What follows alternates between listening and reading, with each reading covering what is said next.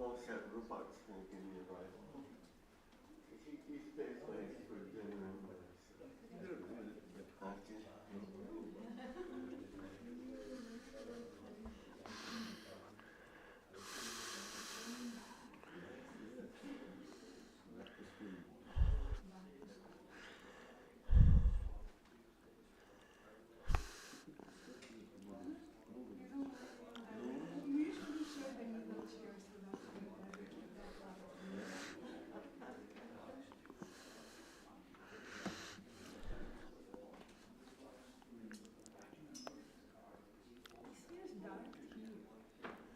Yeah, shouldn't it be lighter up here?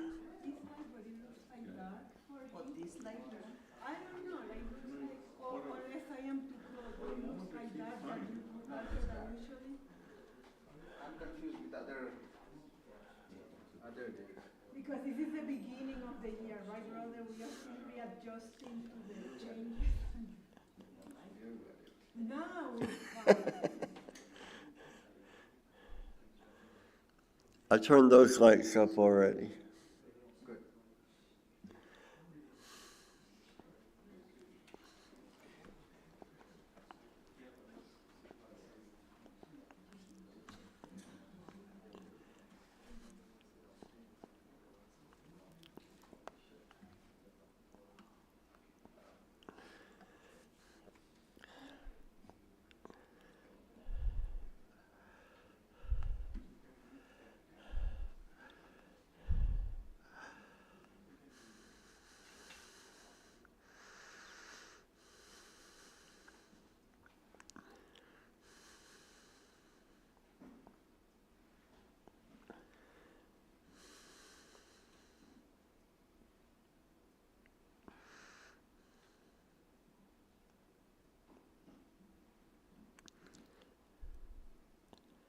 Welcome to the Vedanta Society of Providence Sunday service. I have to say, I've been coming every Sunday all summer, and the door's been locked. Last week I just gave up, but this week I thought I'd try again. I'm joking. This is the first regular Sunday service of the fall season. So we'll start with the opening prayer, so you can all join in. We offer our salutations to the all-loving being who endows all beings with consciousness. We meditate on the Lord, who is the origin of the universe. Lord, thou abidest in all. Thou art all. Thou assumest all forms. Thou art the origin and goal of all. Thou art the self of all. Thou art existence, knowledge, and bliss. Salutations unto thee. May the world be peaceful. May the wicked become gentle. May all creatures think of mutual welfare. May their minds be occupied with what is spiritual and abiding. May our hearts be immersed in selfless love for the Lord. Peace, peace, peace be unto all. And today we have Jitendra, a longtime member of our congregation, who most of you know, talking about what did I gain from Kumbha Mela.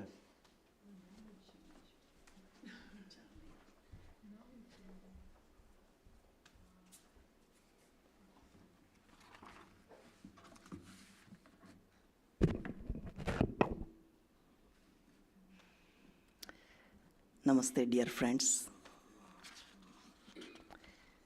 Topic for today's discussion is, what did I gain from Kumbha Mela?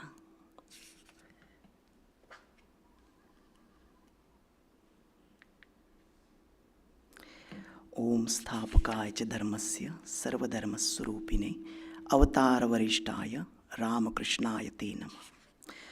First, let us discuss pilgrimage and type of pilgrimage we come across, pilgrims we come across. While researching the topic of pilgrimage, a verse was found that fits perfectly with today's discussion. It is said to be from Skanda Puran. Tirtham yatram samasthaya kurte yah prayatnatah sarva papa vinirmuktah swargam gacchati sa prabhu. Whoever sincerely undertake a pilgrimage to holy place is freed from all sins and attains heaven,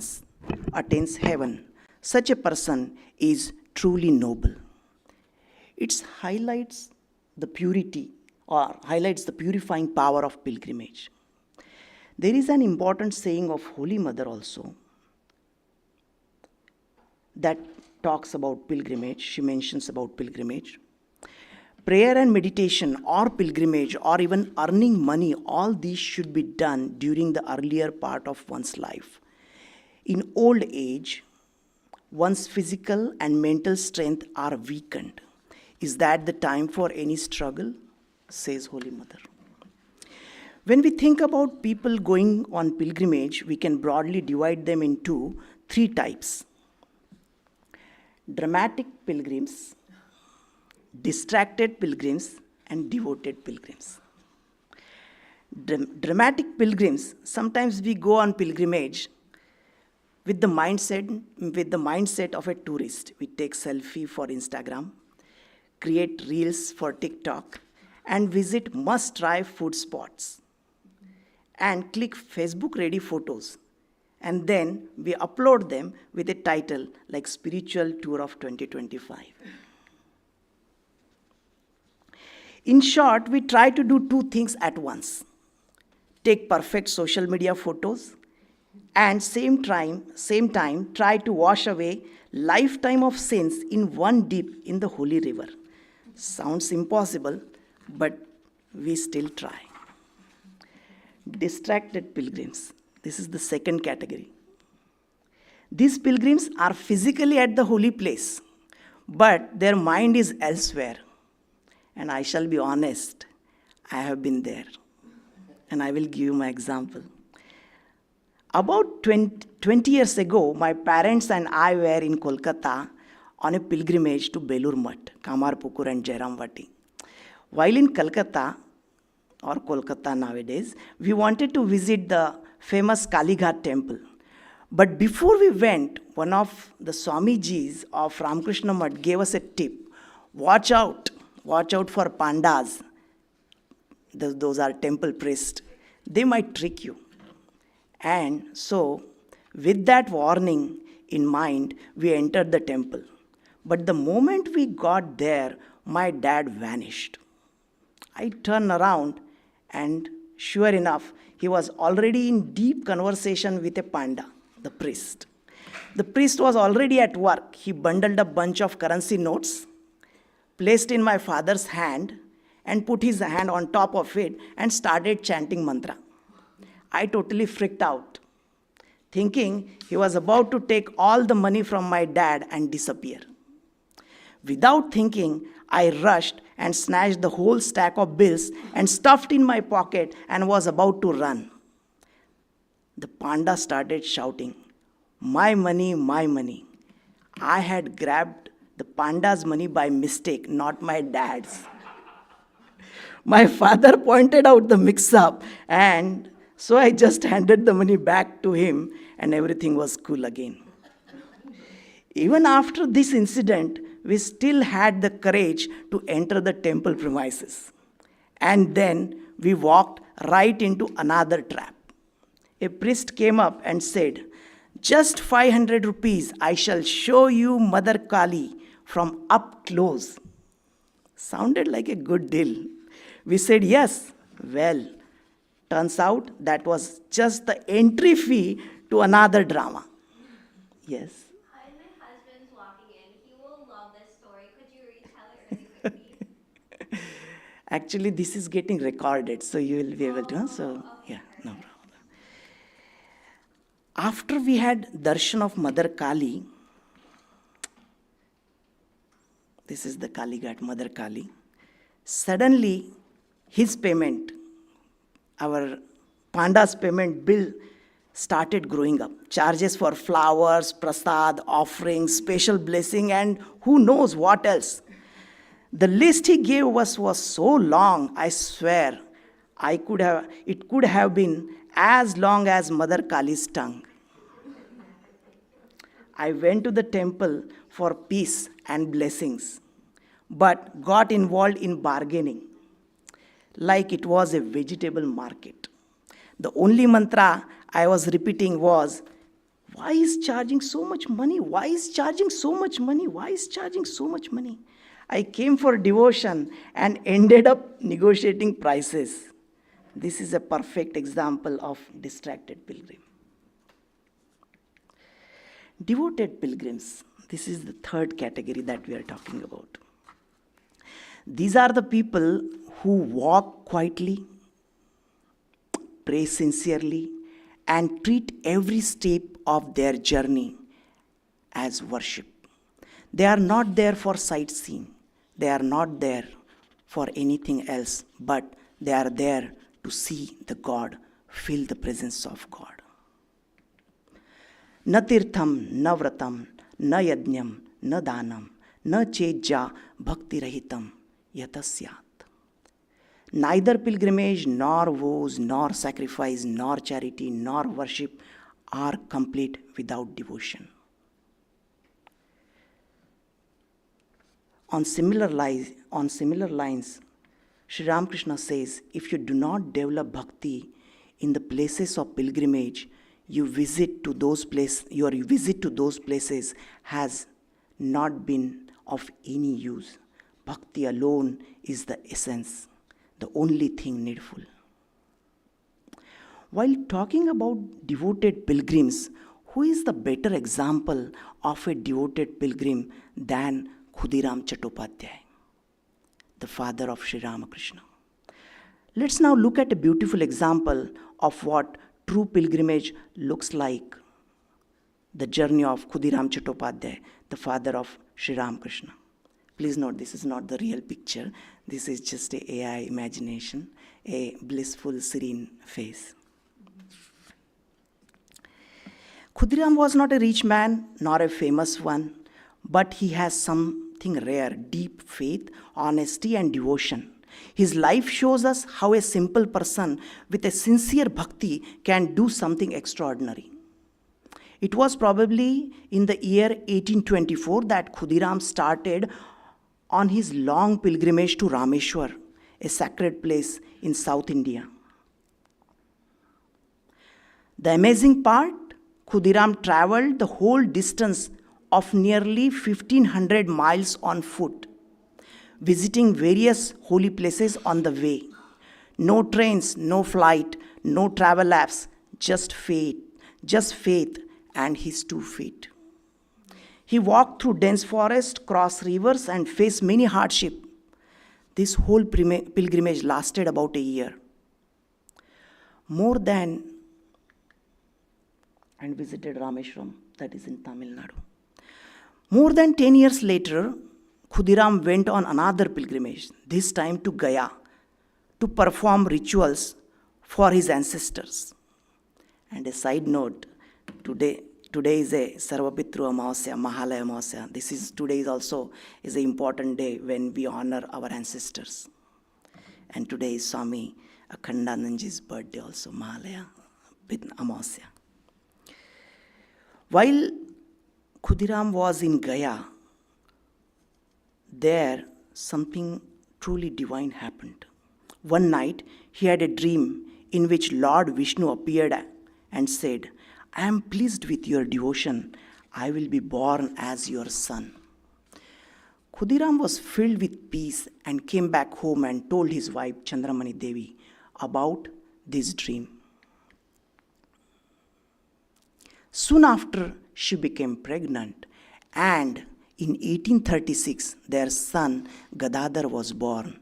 The world would later know him as Sri Ramakrishna. Khudiram's story shows us the true spirit of pilgrimage. No luxury, no sightseeing, but pure love and devotion for God. In every holy place, including Kumbha Mela that we are going to talk about, we see all kinds of pilgrims. The dramatic tourist, always busy taking selfies, making reels, enjoying snacks. The distracted pilgrims, lost in donation talks, flower cost, panda negotiations. And third category, devoted pilgrims who walk silently, pray deeply, and carry God in their hearts, like Khudiram Chattopadhyay. Now let's come back to Prayag Kumbh Mela. Kumbh Mela has connection to the story of Samudra Manthan, churning of ocean, that comes in Bhagavatam and some other Puranas. During the Friday evening classes on the stories from the Srimad Bhagavatam, Swami Yogatmanji has been covering this story for several sessions. In one class, that is class 186, on January 10, 2025, he shared a thoughtful insight. He said, when we are in weakened state, we should take more conciliatory and peaceful approach. In this story, the churning of ocean, that Samudra Manthan, Devas did the same. They wanted the nectar of immortality, Amrit, but they didn't have the strength to churn the cosmic ocean by themselves. So on Lord Vishnu's advice, they did something unexpected. They went to their rivals, Asuras, demons, and asked for help. Even though they were enemies, the Devas chose cooperation over conflict. Why? Because the goal was greater than their ego. For the sake of a higher purpose, they set aside pride and worked together. This powerful message stood out. When we face challenges and feel weak, instead of clinging to ego, it's wiser to take a humble, cooperative path. In the end, it was this teamwork, even between rivals, that brought out Amrit, the nectar of immortality. So the lesson is this: no enemy is an enemy. No enemy is always an enemy. Sometimes even what seems negative has a purpose. Sri Ramakrishna's parable about the landlord and Golak Chaudhary has the similar message. Sri Ramakrishna was explaining why God allows for evil and wicked people to exist in the world. Once a wealthy landlord owned a large estate. Over time, his tenants became rude and stopped following rules. To handle this, the landlord sent Golak Chaudhary, who was known as a hard and even cruel administrator. The mere mention of Golak Chaudhary's name struck fear into the hearts of the tenants. When he arrived, his strictness and discipline restored order. The tenants, now afraid, began to behave and follow the rules again. Sri Ramakrishna's parable illustrates that both good and wicked people are necessary for the functioning of this world. The God has a place for all type of individuals in his creation. In everyday lives, we all have our enemies inside us too. Take tamas for example. The energy of laziness, dullness, and inactivity. If we let it control us, we become sluggish and unmotivated. But tamas isn't all bad.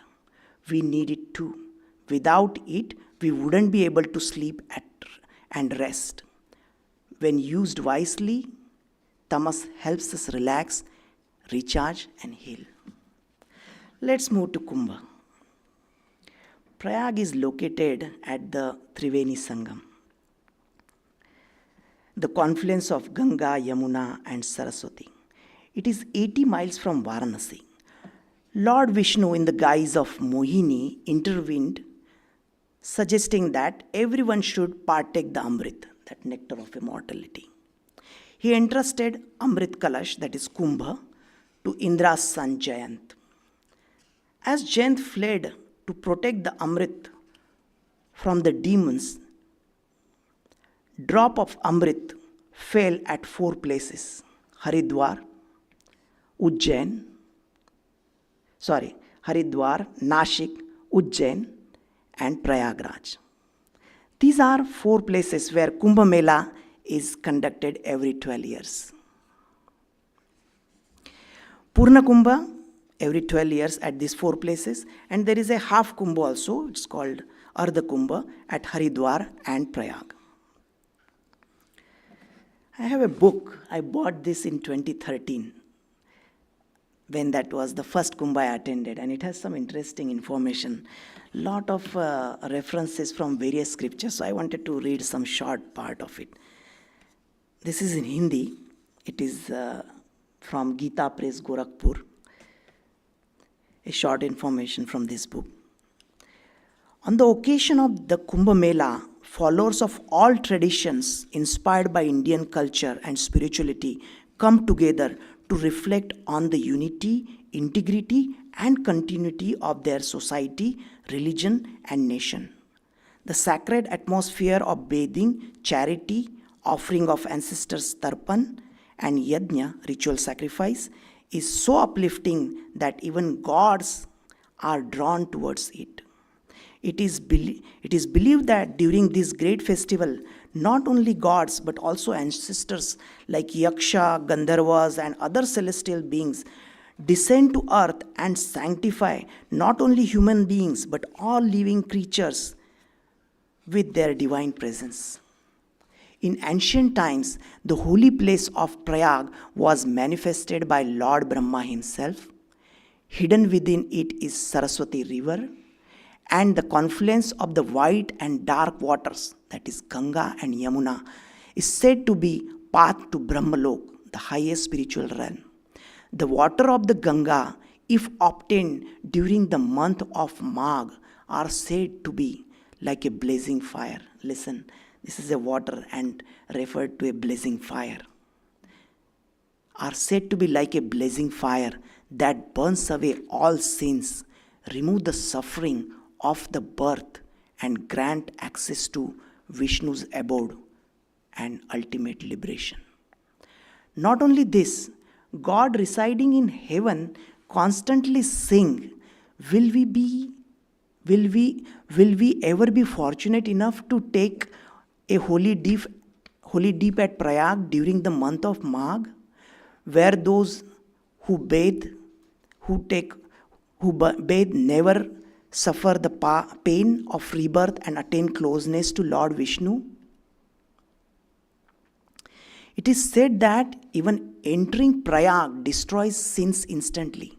And if someone comes here with pure heart, controlled mind, and senses, avoid hurting others, and takes the holy deep with true devotion, they don't just become free of sins, they attain supreme goal, that is liberation. Tradition attributes the formal starting of Kumbh Mela to the great 8th century philosopher saint Bhagwan Sri Adi Shankaracharya.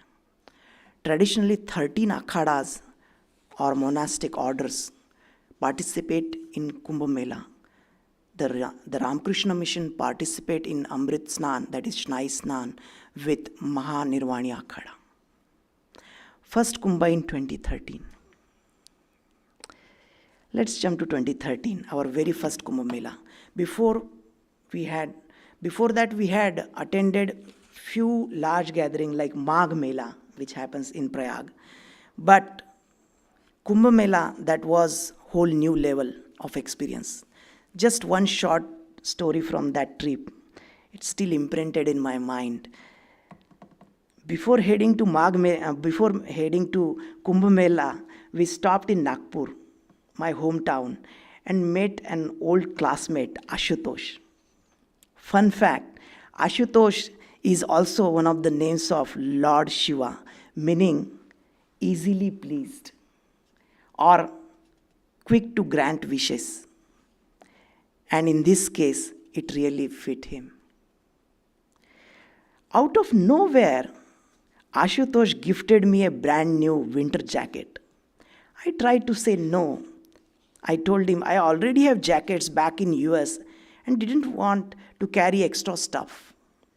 But he smiled and said, I bought it with love. Just take it. Try it once. So I packed it. And fast forward to the Kumbha site. We were given a large tent, one for men, one for women. Each tent had about 50 people They, they had spread hay on the ground to keep the cold and heat away. We were supposed to get beddings, blankets, and sheets from the caretaker. But guess what? He vanished that night.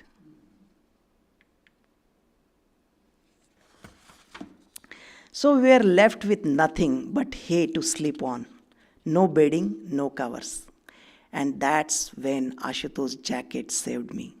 It kept me warm through that freezing night. In that moment, I felt like my friend really became Lord Shiva, showing up with just the right help at just right time. Fast forward to 2025. We heard about the Kumbha Mela coming up, and at this time it was bigger, brighter, full of excitement. Government of India and state of Uttar Pradesh went all out. There were promotions everywhere, billboards, TV ads, social media, you name it, everyone was talking about it. The Shahi Snan, royal bath or holy bath dates were the main attraction, marked in gold on every calendar in India. January 14, Makar Sankranti, January 29, Mauni Amasya, February 3rd, Basant Panchami, February 12, Maghi Purnima or Magh Purnima. We picked February 3rd, Basant Panchami, for our dip, mainly for our convenience of travel. By the way, our friend Sister Teresa was there earlier on Mauni Amasya on January 29. That is the most crowded day. Vrishali and I arrived in Varanasi on January 1st and checked into Ramakrishna Mission Varanasi. Varanasi, a divine place, Lord Shiva's own city. We were joined by our friend Shravani, who flew in from Chicago. That afternoon, we met Swami Dayatmanji. He used to be in UK and now lives in Varanasi. Yes, he had aged, but his humor, wit, and childlike smile were still the same. Time hadn't touched those at all. We spent a joyful hour with him. Naturally, we asked him, Swamiji, how is your health? He laughed and said, don't you see how good life is? Right in front of my room is Sri Ramakrishna's temple. I can walk there in seconds. On one side, there's hospital. If anything goes wrong, I just roll over. On the other side, and these are his words, on the other side, the dining hall. No cooking needed. And the best of all, no responsibilities. I am a retired monk. What more could any more want? Do you have this kind of luxury? And of course, at his age, you would expect some complaint about aches and pains. But Swami Dayatmanji was glowing. He looked more like a happy kid who just got an extra laddu at lunch. No complaint, no negativity, just joy. That's when I realized my first lesson from this pilgrimage: never complain. Because honestly, no one is really listening to your grumbling. Indirectly, Swamiji was reminding us life is heading towards its final destination, death. Anyway, so we might as well enjoy the journey with a smile. About 5 p.m., we made a quick visit to Swami Turiyananda's room. We also saw some personal belongings of Swami Adbhutananda. Then we visited Sri Ramakrishna's temple and also got an opportunity to meet Secretary Swamiji, Swami Bhedaditananda, Secretary of Ramakrishna Mission Home of Service. After that, we set off for Kashi Vishwanath temple. Now, here is where things got interesting. As we approached the temple, we were stunned. It was a sea of people. Not just crowded, Kumbha level crowd. You see anywhere you are walking, you are not walking, you are getting pushed. Our cycle rickshaw driver, trying to be helpful, attempted to sneak us a bit closer to the temple gate to save us a long walk. Bad idea. A traffic cop spotted us, marched over, and believe it or not, deflated the rickshaws tire right there. Apparently, rickshaw were not allowed that close due to massive crowd. We thought, well, that's it. No darshan today.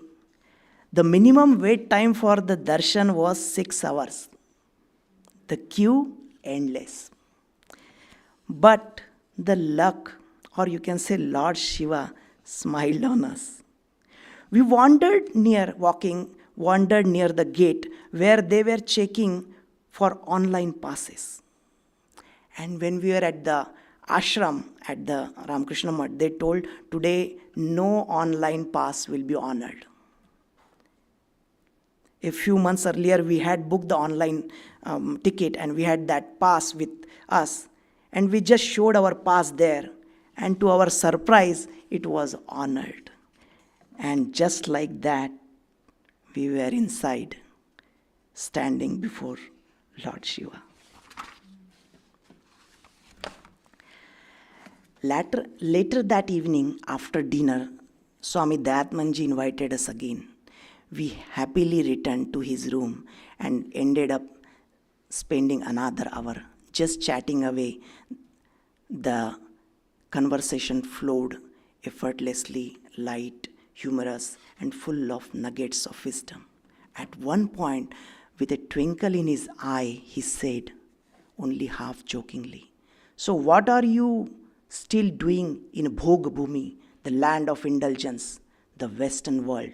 Come back to Dev Bhumi, Bharat. Settle in Varanasi. Here, liberation is guaranteed. Moksha with a lifetime warranty." That was his words. We laughed, but deep down we knew he meant it. After a long journey from Boston to Delhi, then all the way to Varanasi, and a marathon walk in Varanasi and around Vishwanath temple, we were absolutely exhausted. Next day, early morning, before the city could even wake up, we had to catch train to Prayag. Next day, we reached Prayag by train. The word Prayag primarily means a place of sacrifice, a sacred confluence of river where Ganga, Yamuna, and mythical Saraswati river meet, known today as Prayagraj. It is considered one of the most important Hindu pilgrimage places. Before we discuss more about Kumbh Mela, please note that Prayagraj is also home to Ramakrishna Mission Sevashram, an important center founded by Swami Vijnanananda, a direct disciple of Sri Ramakrishna, and the fourth president of Ramakrishna Mutt and Mission. Swami Vijnanananda lived here for many years, making the Sevashram a significant spiritual hub in the city. We had visited this center in our previous visit. Back to Kumbh Mela. After a long walk and a couple of rickshaw rides and more long walks, we finally reached Ramakrishna Mission Sevashram campsite in Prayagraj. Just a note, we managed all the walking because we left our big bags at Delhi airport in a locker room and only carried a small backpack for the Kumbha trip. In Prayag, we stayed for 3 days and 2 nights. On February 2nd in the morning, we arrived in Prayag. 3rd was the main bathing day. And on the 4th night, we headed to Vrindavan by train. As soon as we arrived at Ramakrishna Mission Sevashram campsite, we had breakfast, settled in our tents, and later in the afternoon, we went for a bath. Bathing in the Ganges was the highlight of all 3 days. These are some of the photos of the campsite.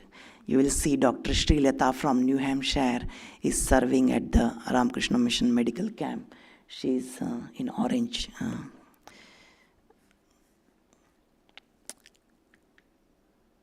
This is our sleeping arrangement.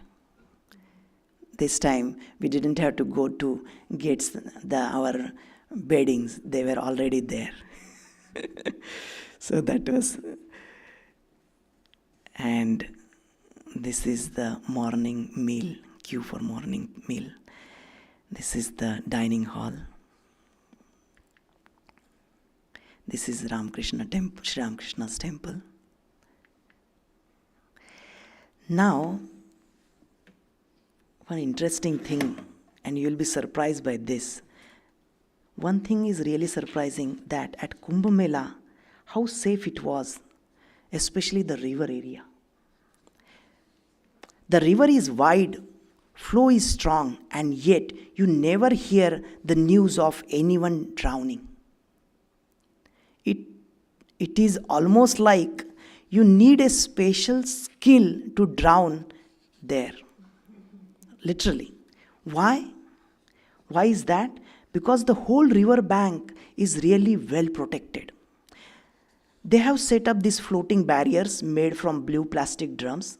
You shall see them tied together, floating just a few feet from the shore. They form a sort of soft fence in the water, so no one can go too far in.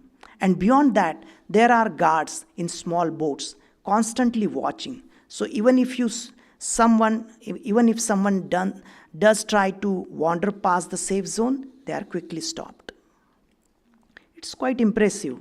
With such a huge crowd, they have managed to keep things safe and peaceful. Smart planning and simple tools. That's the magic of Kumbha. The next day was Basanta Panchami. Around 3:30 a.m., the sadhus made their way to the Sangam for the holy bath, Shahi Snan, while other devotees were asked to come later to avoid congestion. These are the photos from the procession, our Ramakrishna Mission sadhus early morning at 3:30 heading for the bath. These are various sadhus heading towards Ghat.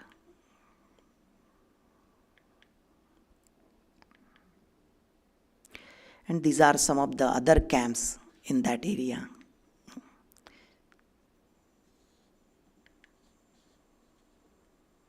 Now, let's move on to some interesting topic of Kumbha Mela, Jugaad. Jugaad is a special Indian word, and it was a big part of Kumbha Mela. But Jugaad isn't just improvising. It's about finding clever, low-cost solutions and making the best of what available. Jugaad means turning whatever little you have into something not only creative, but fully useful and practical. Everywhere you look, you will find Jugaad. Clever, low-cost innovation, but in a good way. For example, at one ashram camp, they were feeding thousands of devotees every single day. How?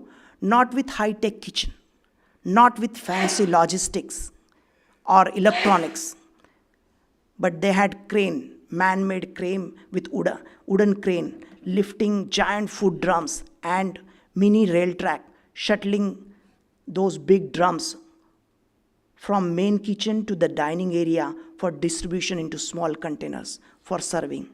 It was like a food metro service. Imagine that, a railway line just for dal and sabji. Now, if same setup were in America, imagine what would have happened. Forget food prasad, the whole Kumbha would have been shut down. Where is your fire exit? Do you have your food safety certificate? And yes, please show us your Ganga water purifier license. It's funny, but it also shows something deep. The spirit of Jugaad, it is not new, it's ancient. In fact, we dig into our own scriptures, we find the original jugaad in Puranas, even during the churning of ocean. Did Devas and Asuras go shopping for a churning rod on Amazon.com? No. Did they go to Home Depot for a rope? Definitely not. They used a mountain as the rod and giant live snake as rope. No money spent, zero budget, but a huge result. They got Amrit, the nectar of immortality. Maximum output, minimum resources. That is not just jugaad, that's powerful legacy. And just a disclaimer, even that mountain and snake agreed to participate. They were not snatched and they were pushed there. So it's something interesting.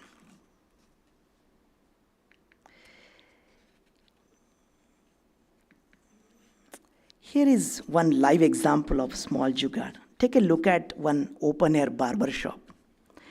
One plastic chair mounted on 4 bricks. A mirror tied to an electric pole. Tools placed neatly on makeshift table tied to the same pole. And the barber sitting on a sack, not even on the chair, waiting patiently for his next customer. No frills, no fancy setup, just the bare essentials.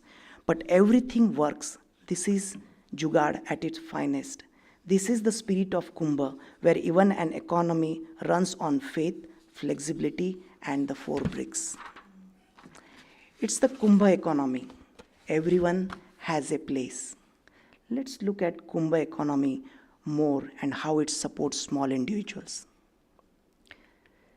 This was the shoe repair shop. I had to go and repair my bag. This guy came all the way from Madhya Pradesh. He will be camping out there for next 2-3 months until the Kumbha is over. His shop, just the tiny setup under the open sky. His schedule opens early in the morning, waits quietly for customers. His bed, the same spot, no walls, no roof, just milky sky and stars overhead. He even fixed my bag. The strap had snapped and I had no way to carry it. He could have easily charged more. I had no choice but to get it fixed. But no, he asked for the bare minimum. No greed, no drama, just good old-fashioned honesty. In the Kumbha economy, even the simplest shop runs on trust. But there are misadventures too. Let's talk about the 2 hilarious incidents that I read in newspaper that perfectly captures jugaad spirit. One was misadventure, one was a winning entrepreneurship. 2 cousins, they arrived from neighboring state with full ambition, with big dreams. They borrowed 15,000 rupees from their relatives and launched a roadside restaurant offering full meal. Unfortunately, there was one big problem: no customers. Why? Because at Kumbh Mela, free meals, that is langar, are served in every camp, nearly in every camp. The poor guys didn't do their market research and ended up learning the hard way. Let's just say their startup didn't scale, but somehow they recovered their money. Now, contrast that with a neem stick tycoon. Another smart lad brought 15,000 worth of neem stick. You know, the traditional morning toothbrush commonly used in Indian villages. Small stick from neem tree. Turns out, pilgrims were eager to use them. Even those who can afford toothpaste wanted to try out this new stuff. And this guy ended up making over 1 lakh of Indian rupees. Right product, right place, right time, and boom, Kumbha Tycoon is born. And then there were bike boys. Some sharp minds realized that people had to walk miles and miles across the vast ground. So they started offering short distance bikes for small fee. Win-win. They made money and tired pilgrims got a break from walking. Innovation on two wheels. Some individuals were making few bucks by setting up roadside spiritual bookshop and bead stalls, which were commonly seen all across Kumbha Mela. This shows how the Kumbha economy helped small vendors and local businesses earn and grow. And now, main thing, sadhus and saints. We saw many sadhus and saints, interacted with some of them. And when you start interacting with sadhus, the interesting part is then you realize that 2 or 3 days are not enough. A young monk, Swami Dharmanathananda from Ramakrishna Sardashram, Ponnampet, Karnataka, warm and welcoming monk. We had a good and long chat with him on various topics. He painted such a vivid picture of Ponnampet Ashram's beauty and serene surroundings. I felt like booking my ticket then and there. He warmly invited us to visit and spend a few days there in solitude. And when I later checked the ashram's website, it matched everything he said. Lush orange orchards, coffee and spice plantations, cardamom pepper. It sounded like a spiritual retreat tucked inside nature itself. We met Lalita Devi ji on February 3rd in the morning at Ishavasya Ashram. Lalita Mataji used to live in a cave ahead of Gangotri on the way to Gomukh. She lived there for many years. It is a completely secluded place. You might have seen and you may find videos on YouTube posted by many devotees who have met her. She lives in silence and solitude, pursuing spiritual practices in very remote locations. She prefers to remain away from the spotlight and never accepts money or donations. These days, she mostly resides near Rishikesh. When we met her at Kumbha Mela, she was so graceful and serene, always smiling. At that time, she was staying at Ishavasya Ashram and would sometimes have her meals at Ramakrishna Ashram's camp. I believe Teresa also met her. Every word she spoke was full of confidence and peace. She said, there is nothing left to achieve. And you could see in her eyes and hear in her voice that she truly meant it. She did not accept any money from anyone. When someone offered her dakshina, some money, she gently declined, saying, what will I do with it? My Thakur never touched money. I want to keep myself the same way. Her guidance for us was trust in the words of saints. When they realize the truth, why can't I? When they gained access to divine, why can't I? The direction of thought must shift toward God, using the tools of discrimination and devotion. Say to yourself, I will not be carried away by the pictures of the giant screen of this world. Physical and mental pain, I will endure them without complaint. There is no need to go to cave for tapasya. Thakur is still alive and guiding us. Hold on to him. That was her message for us.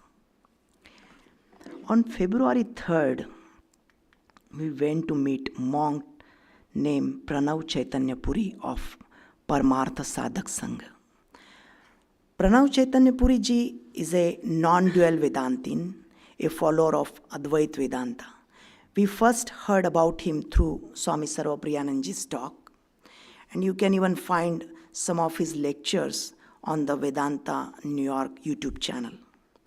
During Kumbha, we visited his camp, attended one of his lectures, and luckily we were able to be part of Sadhu Bandara, a special meal offered to monks. We were blessed to be invited and receive the prasad. After the meal, we spent some quality time in conversation with Swamiji. It was a deeply meaningful and enriching experience. Chaitanya Puriji said about Kumbh Mela, "Look at this amazing gathering of people, rich and poor, men and women, monks and householders, from every background and caste. Here, all those differences simply vanish. Here, we get the opportunity to shed our egos. We live together in the same temporary makeshift town, bathe in same holy river, and speak only of God, nothing else. It feels as if we are not many individuals, but one, like a single unified being."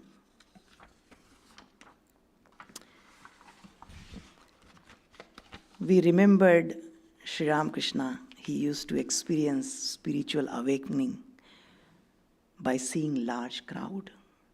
His experience at a major Vaishnava religious gathering at Panihati, known as Festival of Flattened Rice, is well documented in his biography. Imagine what would have happened. We just thought, what would have happened if he had been to Kumbh Mela, seeing that large crowd. As we were about to leave, Swamiji, that is Pranav Chaitanya Puri, shared few words on how to overcome the ego. He said in Hindi, "अहंकार भक्ति से गलित होता है, ज्ञान से जलता है, कर्मयोग से विलीन होता है." So we just, before departing, casually asked how to delete or eradicate ahankar. So he was just stepping out. And in that short sentence, he covered in a quick, "Bhakti se galit hota hai, jnaan se jalta hai, karma yog se vileen hota hai." Ego melts through devotion, burns through knowledge, and dissolves through karma yoga. Use whatever tools you like it, whatever suits you. Before I wrap up, here is something interesting. Just before we left US, I caught cough and cold. And after all long walks in Varanasi and Prayag, I felt even weaker. On second day, I could barely move around or get up from the bed. I was sick, lying on my bed. That time we just got a chance to meet Swami Akshayananda, the secretary of Ramakrishna Mission Sevashram, who was managing the entire Ramakrishna Ashram's camp. He was constantly on move, making sure everything ran smoothly. Barely had time to rest. Turns out, he was also sick.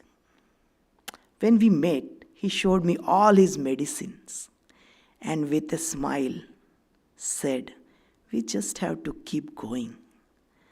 That one line gave me all the energy and inspiration I needed to keep going myself.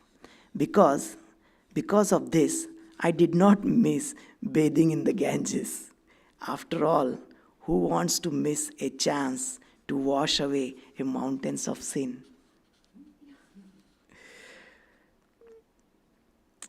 The Ramakrishna Mission camp was doing some truly wonderful work at Kumbh Mela. Here is a quick glimpse. About 2,500 devotees plus 2,500 plus devotees stayed at the camp. About 400 plus monks participated. Various spiritual programs were conducted. And most important thing was the medical camp that served about 1200 plus patients, where our Dr. Srilata from New Hampshire also served. While we were there, we saw many sadhus from different ashramas were taking treatment at our camp. And on February 4th, we packed up and left for Vrindavan. Om Shanti, Shanti, Shanti.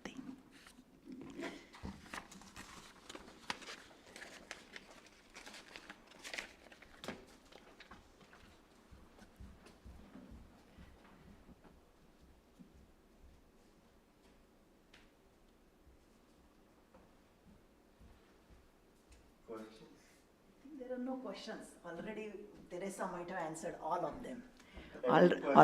Already Teresa might have answered all of them. Okay. Thank you. Anything up there? Okay. It was a very engaging story. So we really enjoy it. And I even wonder what happened in Vrindavan next.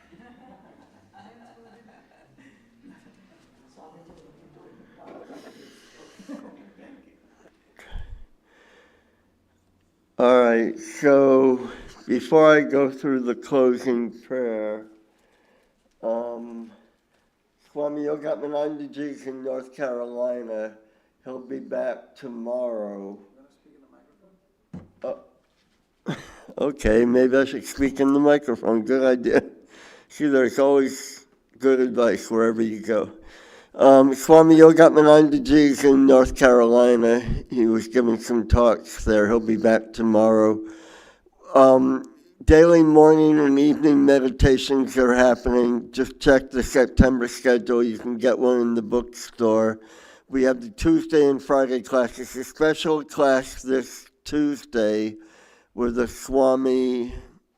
special Swami who's visiting will give a talk on the great importance of the gospel. I don't have that exactly right, but it's to that effect. So please come Tuesday at 7:30 for that. And Friday, the class on Srimad Bhagavatam. And next Sunday is Durga Puja. So that will be a day-long retreat from 10 a.m. to 5 p.m. So did I leave anything out? Okay, and then we have Arati afterwards and a soup supper. I said that. So we have Arati following this talk after the closing prayer, and then you're all invited downstairs for a soup supper. Whoops. You can all join in with me if you like. May the divine, who is Father in heaven of the Christians, Holy One of the Jewish faith, Allah of the Muslims, Buddha of the Buddhists, Tao of the Taoists, Great Spirit of the Native Americans, Ahura Mazda of the Zoroastrians, and Brahman of the Hindus, lead us from the unreal to the real, from darkness to light, from death to immortality. May the all-loving being manifest himself unto us and grant us abiding understanding and all-consuming divine love. Peace, peace, peace be unto all. And by the way, that was a great talk. Very, very good. I look forward to hearing you again next time you do something like that. So RT will be in here. You have to take your shoes off.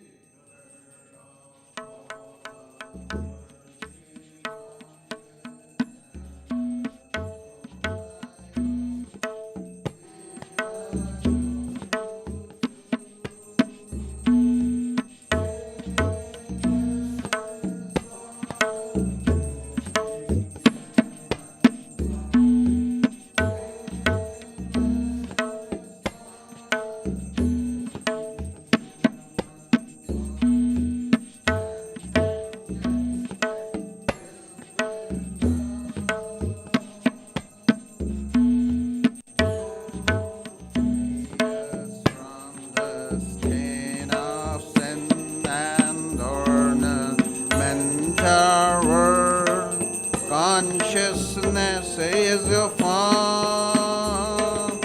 Your eyes always purified by knowledge.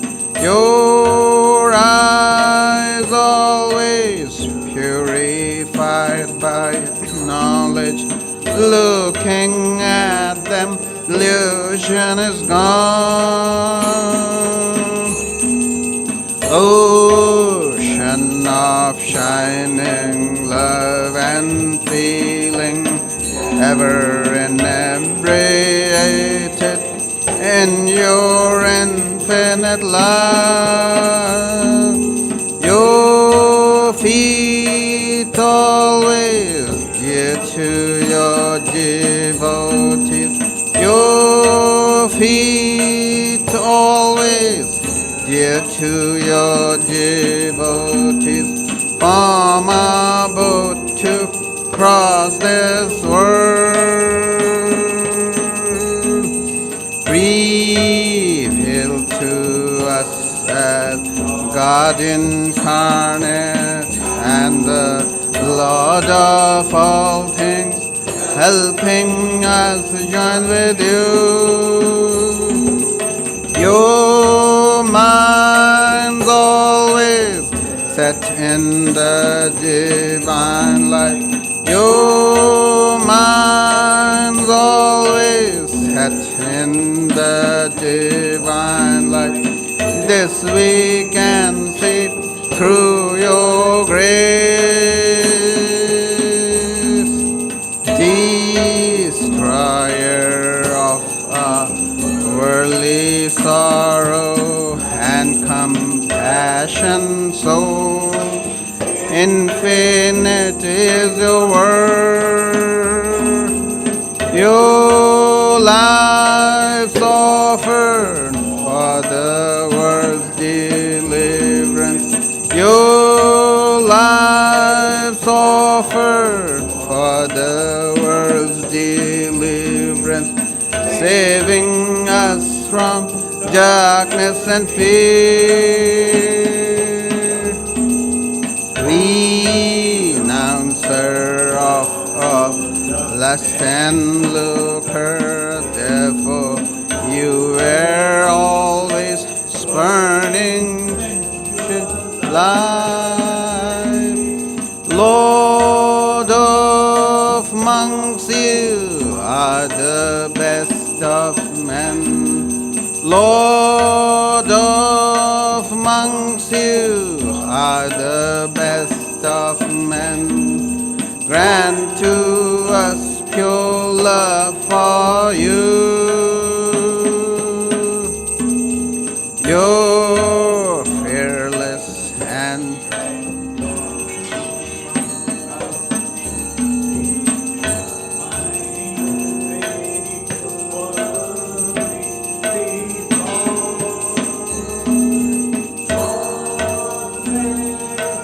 refuge of your devotees, causeless refuge of your devotees, renouncing caste and birth.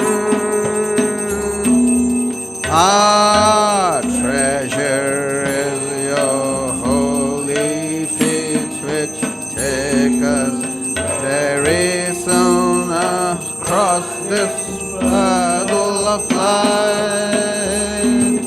You give love and even-sightedness. You give love and even-sightedness to remove our anguish here. Our treasure is your holy feet, which take us very soon across this puddle of life. You give love and even-sightedness. You give love and even-sightedness to remove our anguish here. Greetings to you, O Lord, beyond both speech and mind. Greetings to you, O Lord, beyond both speech and mind. Yet you are the basis of both. O Lord, yet you are the basis of both. Great light of all lights, blazing in the heart's gate. Great light of all lights, blazing in the heart's gate. Darkness is destroyed by your light. O Lord, darkness is destroyed by your light. Greetings to you, O Lord, beyond both speech and mind. Greetings to you, O Lord, beyond both speech and mind. Yet you are the basis of both. O Lord, yet you are the basis of both. Great light of all lights, blazing in the heart's gate. Great light of all lights, blazing in the heart's gate. Darkness is destroyed by your light. O Lord, darkness is destroyed by your light. Dhed langa ranga bhanga. These are all the sounds of mridanga. Dhed langa ranga bhanga. These are all the sounds of mridanga. Spiritual songs devotees are singing for your worship divine. Spiritual songs devotees are singing for your worship divine. Jaya Jaya for your worship divine. Hara Hara for your worship divine. Shiva Shiva for your worship divine.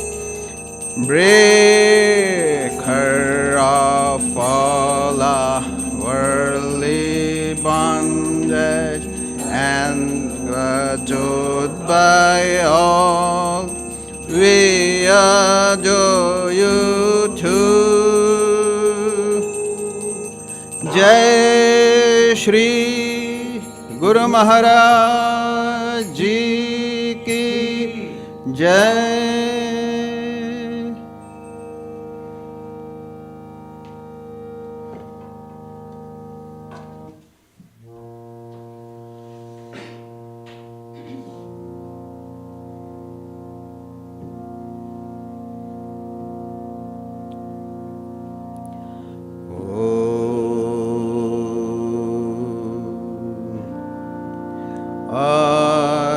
Auspicious and blessed, graciousness sublime, all noble lands you give to us, granting us refuge, all-seeing glory. O Mother Divine, our love to you. Creation, preservation, dissolution are your powers, eternal one. Nature's real basis, nature's essence. O Mother Divine, our love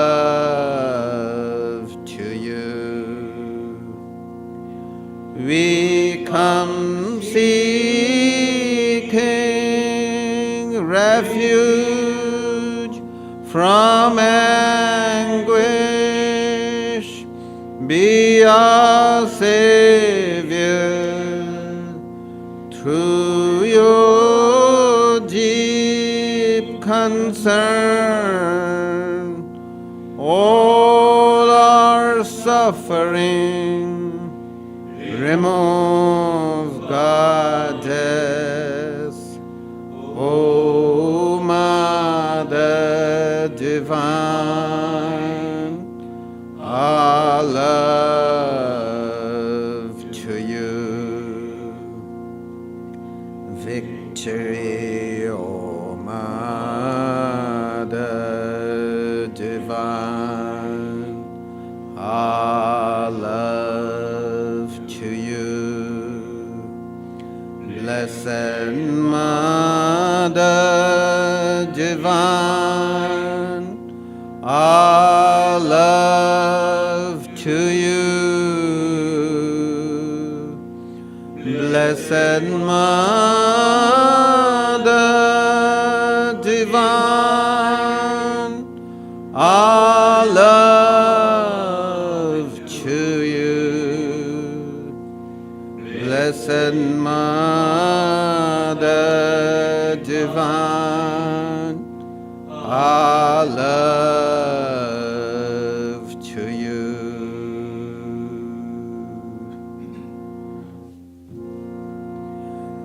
Jai Shri Ram Krishna Dev Ki Jai. Jai Shri Sarda Devi Ki Jai. Jai Shri Swami Vivekananda Ki Jai. Jai Shri Buddha Dev Ki Jai. Jai Shri Jesus Christ Ki Jai. Jai Shri Swami Akhandananda Ki Jai.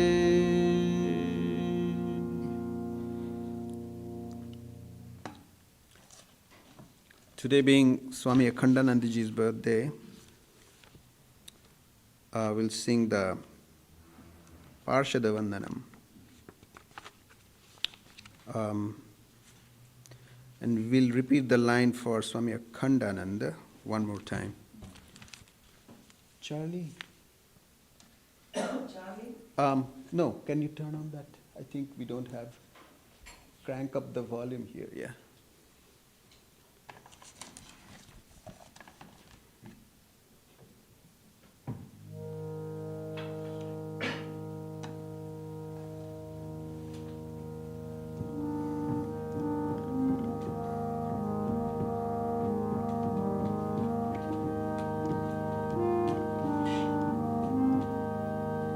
Jaya Jaya Rama Krishna Bhuvana Mangala. Jaya Jaya Rama Krishna Bhuvana Mangala. Jaya Mata Shama Shuta Oti Niramala. Jaya Jaya Rama Krishna Bhuvana Mangala. Jaya Viveko Ananda Paramadayala. Prabhura Manasashuta Jaya Shri Rakhala.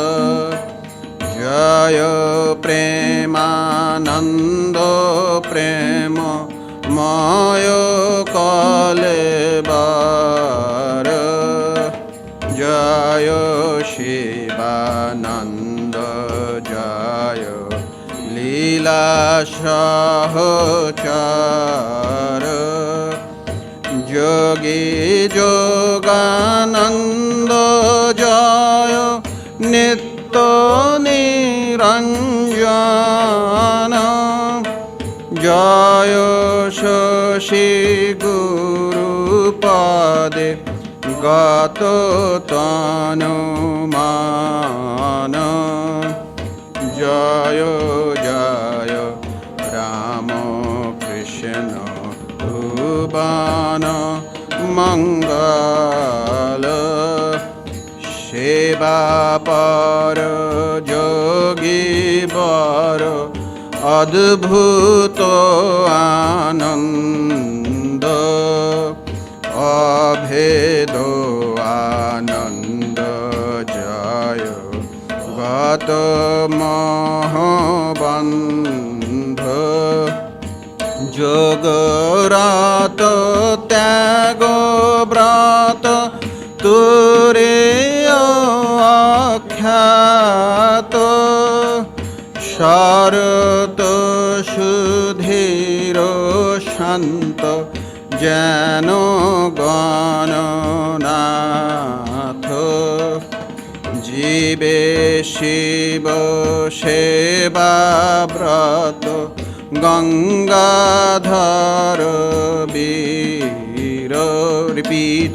Jibe Shiva Sheva Brata Gangadhar Veera. Jaya Shri Vijnananda Roshanta Gambhira Pradhana Gopalo Matri Sheba Parayana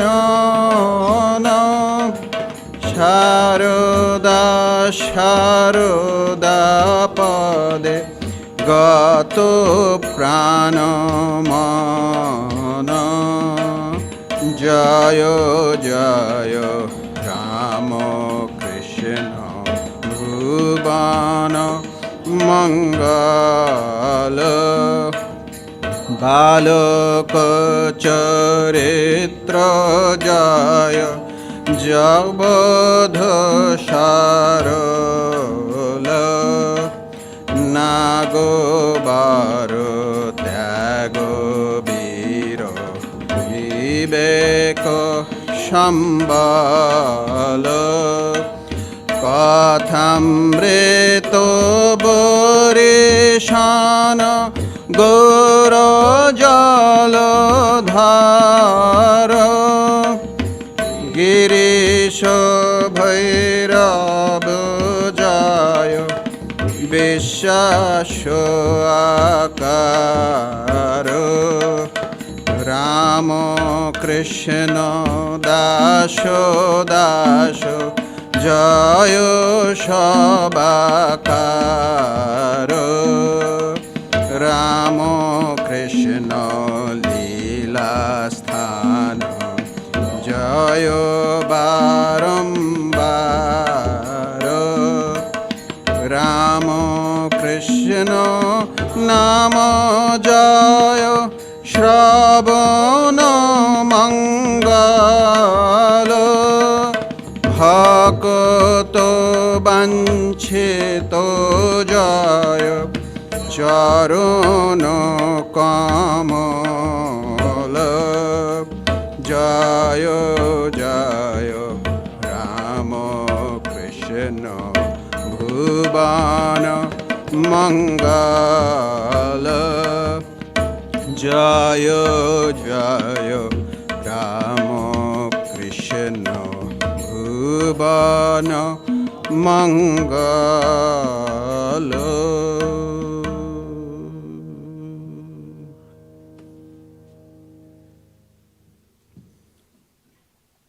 Okay, we'll have a reading for Swami Akhandanandaji's biography.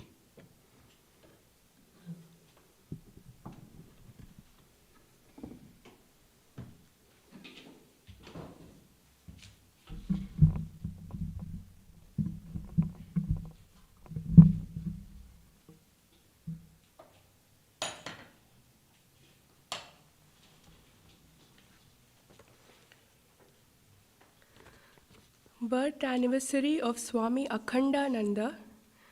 Birth name Gangadhar Ghatak Gangopadhyay. Monastic name meaning the undivided, the infinite. Birthplace Ahiritola, Calcutta. Birth date 30th September 1864. Calendar new moon of Bhadra, September-October. Education Calcutta Oriental Seminary. Hobbies and interests theatre, wrestling, religious mendicant. First meeting with Sri Ramakrishna at age 19 in 1883 to 84. As young child had seen him at friend's home in 1877. From boyhood, Gangadhar was deeply religious and followed orthodox habits of bathing several times daily, cook his own meal, read the Gita and other religious books, meditate and listen to wandering mendicant stories. Although well read and accepted in the Oriental Seminary, formal educational practices were not his preference in learning. He memorized the Gita and the Upanishads and learned the English alphabet in one day.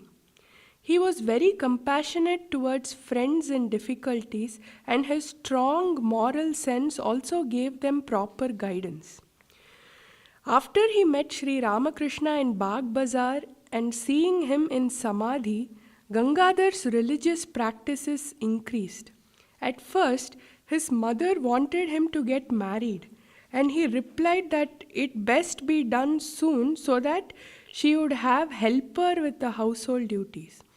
His mother then understood the purity of Gangadhar, that he is seeing all females as mother, and she never bothered him with the marriage idea again. He learned through Sri Ramakrishna that the devotion is more important than the mere observance of orthodox rituals and austerities. At the feet of Sri Ramakrishna, his spiritual development took place rapidly. He also developed a deep friendship with Narendra, Vivekananda of future, and other disciples of the Master.